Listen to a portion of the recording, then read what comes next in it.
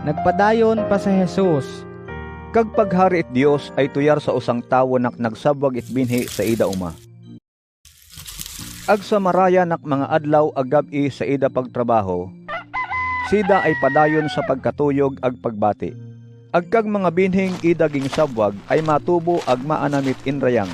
Nakbuko nida ayam kung pauno kato matubo. Kag binhi mismo nak insabwag rahang duta ay nagtubo yang ida ag nagpamunga. Una ay nagpisik anay ag naganam.